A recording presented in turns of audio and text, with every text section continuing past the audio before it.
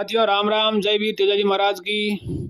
साथियों, कल के बाद एक सोशल मीडिया पे और चर्चा चल रही है कि उमेश जी बेनीवाल ने कांग्रेस ज्वाइन क्यों की, आखिर ऐसा क्यों कदम उठाया, क्या कारण था, क्या था।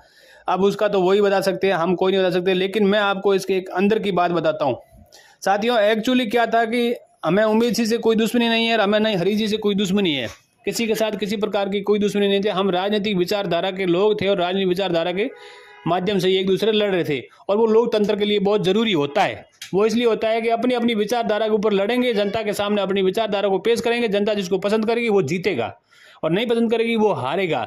लेकिन पिछले कुछ समय से, पिछले कुछ सालों से हमारे यहाँ पे एक ऐसे नेता ने जन्म लिया और उसने अपने आप को भावनात्मक तरीके से ऐसे पेश किया जिस तरह से उन्होंने सोचा कि बस ये हंसता मुस्कुराता चेहरा, ये तो बहुत सीधा साधा चेहरा है, इसने तो मतलब कि बहुत सही आदमी है। हाँ, उसने कुछ अच्छे काम किए, शिक्षा के क्षेत्र में उसने अच्छे काम किए, लेकिन देखो कुछ अच्छे करोगे तभी तो किसी को रुलाओगे, ऐसे कैसे रुलाओगे।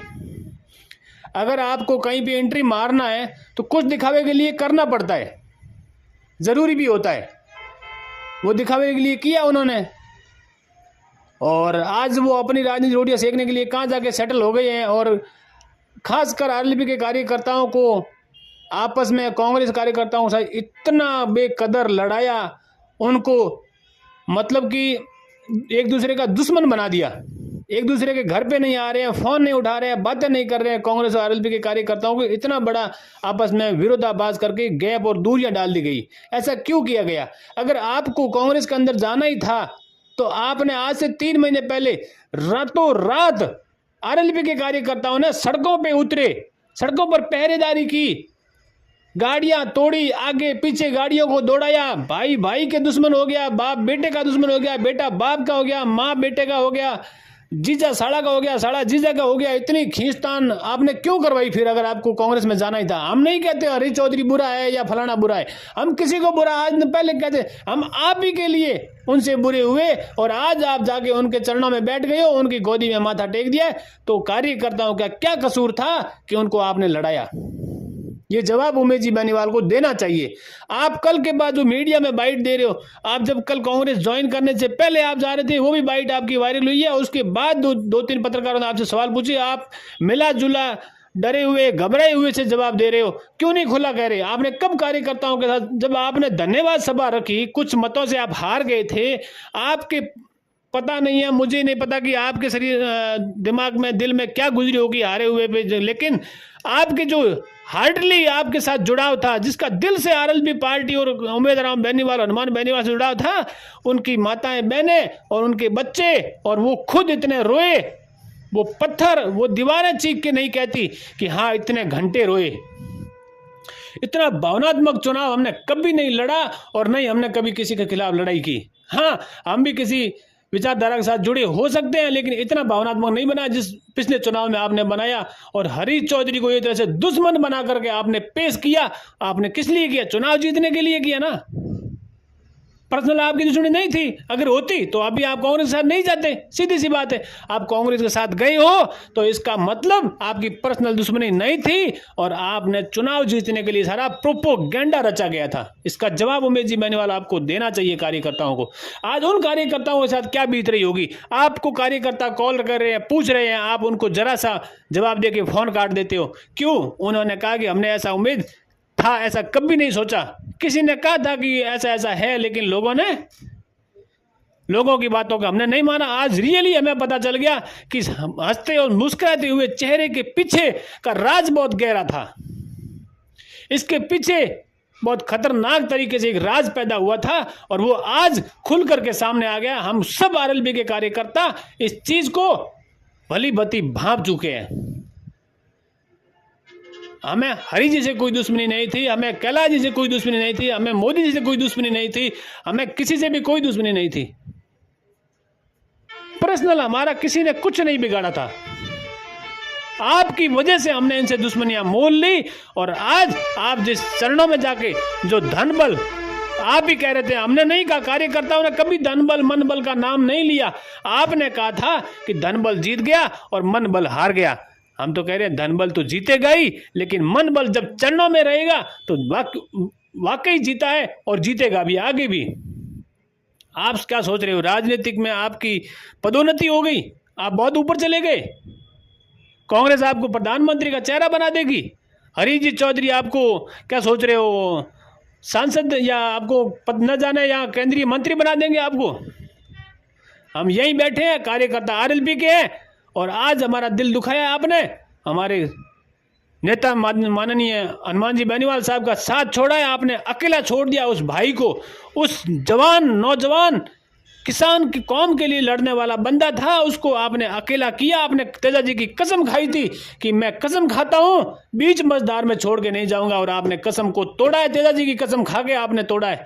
तेजाजी महाराज जाने और आप जानो, हम तो इससे ज़्यादा कुछ कहेंगे नहीं, लेकिन जिस बंदे का आपने साथ छोड़ा है, जिसने अंगुली पकड़कर आपको राजनीतिक सिखाई थी, उस बंदे को आपने छोड़ा है, ये आपने, और वो बिना बताए छोड़ा है।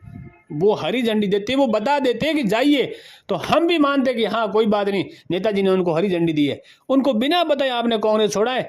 ये आप ध्यान रखना कि इसी लोकसभा चुनाव के दौरान आपको सबक सिखाया जाएगा। अगर आप टिकट लेके आते हो तो ये सबक आपको जरूर सिखाया जाएगा इसी लोकसभा चुनाव के दौरान, आपको पता चल जाएगा।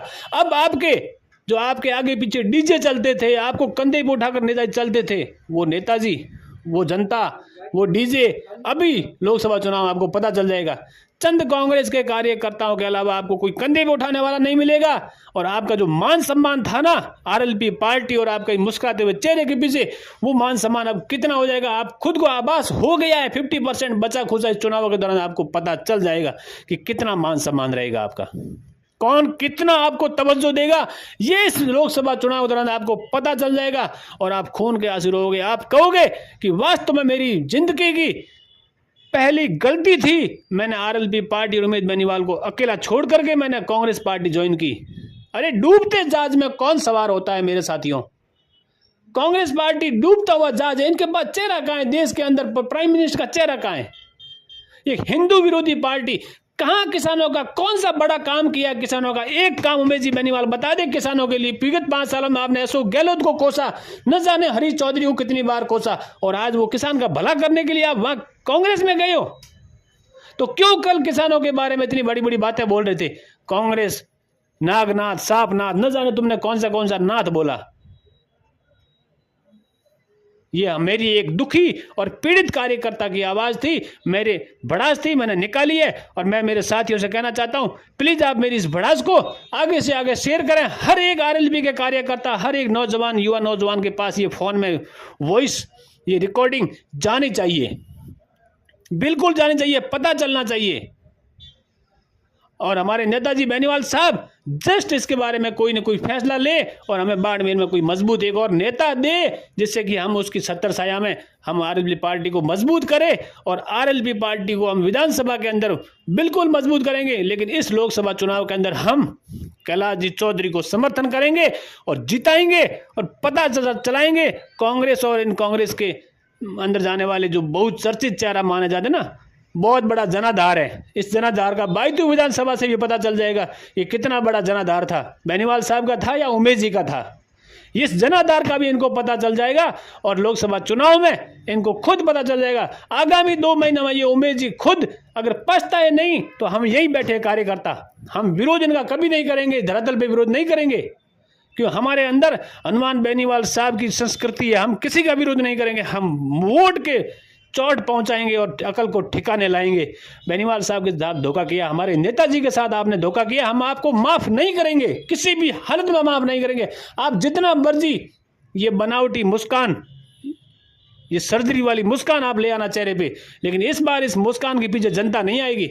इस बार इस जनता के पीछे बहनें बेटियां जो खून के आंसू रोई थी आपके लिए, आपने कहा था कि पैसे से हरीश चौधरी जीत गया, और आज आप उनकी गोदी में जाके बैठ गई हो। ये बहनें बेटियां और ये सारी की सारी कौम आपसे बदला लेगी। आपने हमारे शेर राजस्थान को अकेला छोड़ा, वो दहाड़ता हुआ शेर, हमने उसको चेहरे को कभी आफत में नहीं देखना चाहते, उसको मुरझाता हुआ चेहरा नहीं देखना चाहते। हनुमान बेनीवाल को आफत आएगी, हम हमारी जान हथेली पे रह के चल देंगे, हम उस बंदे के लिए खून दे देंगे, जान दे देंगे, उस बंदे को झुकने नहीं देंगे। बेनीवाल साहब मैं उमेश राम बेनीवाल से कहना चाहता, आपके जाने से न बाल भी मजबूत सॉरी कमजोर हुई है, ना आपके आने से आरएलपी मजबूत होगी। आरएलपी पार्टी है तो इस किसान कौम और जनता के ऊपर है, नौजवान किसानों के लिए आरएलपी पार्टी है, आप जैसे लोगों के लिए नहीं है जो दल बदलू। अपनी मारवाड़ी में कहो थे बिना ढूंगा को लोटो कदे अन्न गुड़िए कदे अन्न गुड़िए। स्वार्थी नेता के में आपकी भी यहाँ काउंटिंग होना शुरू हो गई है। आपसे तो कई गुना अच्छे थे कैलाश जी, दो बार चुनाव भी हारे लेकिन पार्टी बदलने का बंदे ने नाम नहीं लिया। क्यों बदलेगी? उसकी विचारधारा थी कि मैं हारूंगा जीतूंगा लेकिन इसी विचारधारा के साथ रहूंगा। वैसे नेता होते हैं, हारो और जीतो उससे कोई फर्क नहीं पड़ता लेकिन विचारधारा नहीं बदलूंगा मेरी, ये होते हैं नेता। साथियों, इस वॉइस को शेयर ठोक देना और वॉइस को पूरा सुनना, उनको बोल देना, पूरा वॉइस को सुनना और शेयर ठोक देना, हर एक मोबाइल में जाना चाहिए। राम राम, जय हिंद, जय हनुमान, जय राजस्थान, जय नरेंद्र मोदी, जय हिंदुस्तान।